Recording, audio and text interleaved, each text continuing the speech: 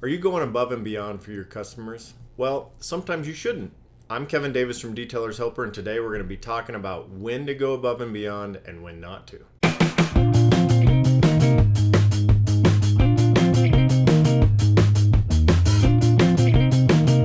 If you spend much time on Facebook or on some of the detailing forums, you'll notice that tons of guys and gals are posting things like, spent 87 hours detailing this car.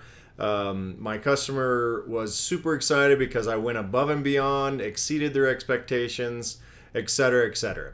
My question to you is, who are those people detailing for? Are they detailing for the customer? Are they detailing for themselves and for their business? Or are they detailing for the opportunity to post on Facebook or on the forums? I would contend that a lot of those people are doing one of the things that don't make you any money. Either posting so that other people will be impressed with them for pride reasons, for bragging rights, for whatever, and or just for their own satisfying their detailer type brain, their OCD, their anal retentive, whatever the retentiveness, whatever it happens to be.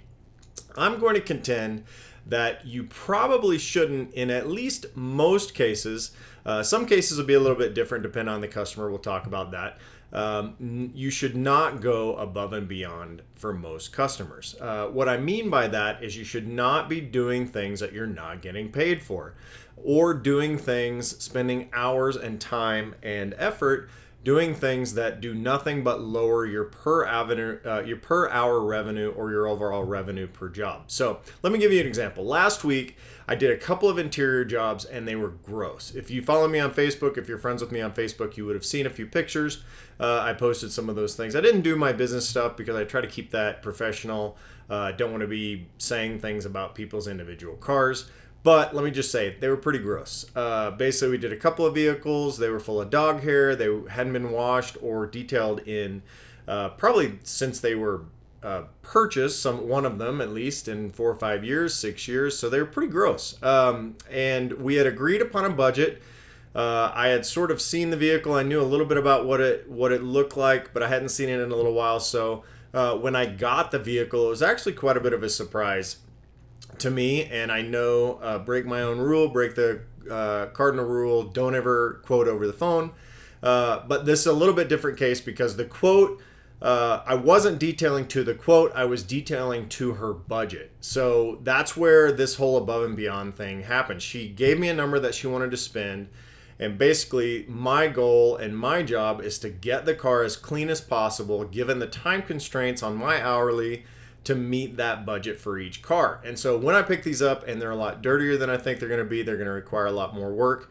I have to step back and look at my strategy on how do I approach the detail to get it good enough, given the budget, the condition of the vehicle we started in, and the expectations of the customer. So here's where the above and beyond problem happens, is that I could have decided, oh, well, this is her budget, but I really want this car to be exceptional. So I'm going to spend twice as much time as I should spend getting that car as perfect as possible. Would that make sense?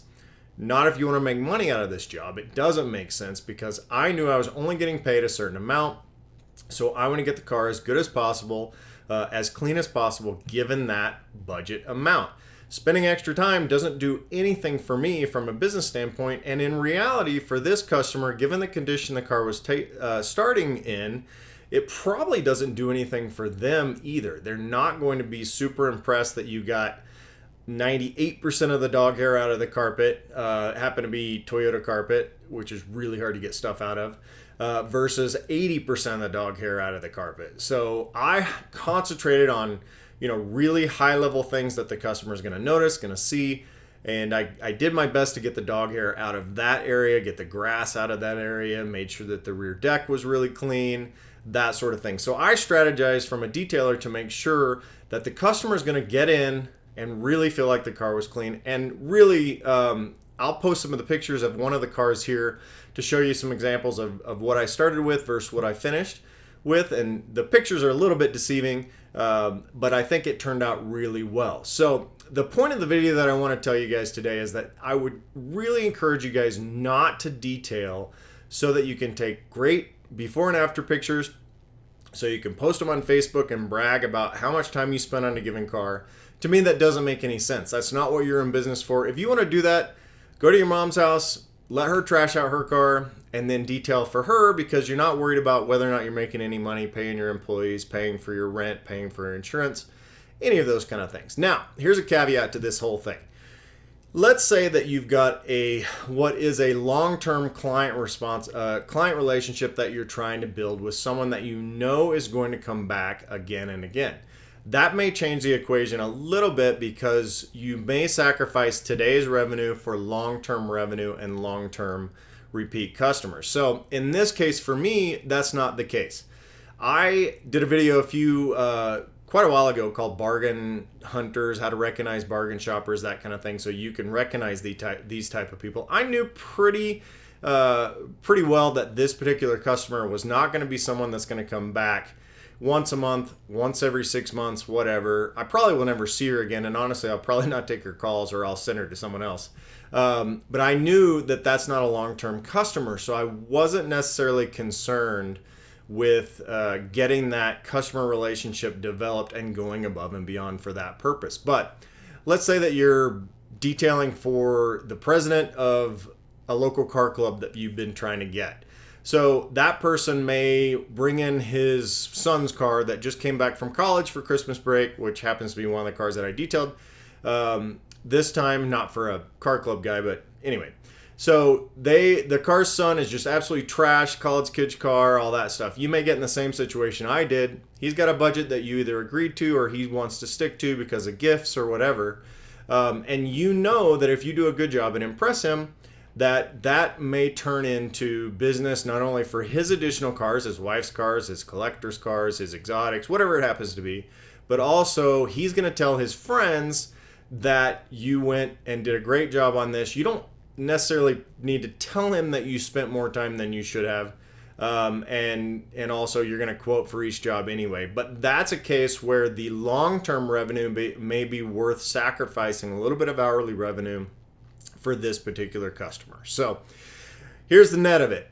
If you know that a customer is not going to be long-term for you, and or they're not going to represent a huge amount of revenue for you, I would suggest just sticking to your guns. We talked about pricing in another video as well. You know what you need to make per hour on these details. You know what you need to make per car. Stick to that as best you can. Get the car as good as you can for the condition of the car, the customer's budget, and the customer's expectations.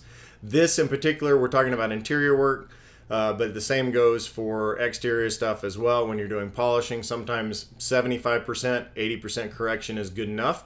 You've got to know those numbers and stop going above and beyond for your customers and giving away your services. I'm Kevin Davis for Detailers Helper. I hope that helps you. If you haven't already, check out detailershelper.com. I've got several belts out there that will definitely help you do what you do better. And also they will save you time and make you more money. Time equals money. And so take a look at those, check those out. Thanks so much for joining me. Have a good one.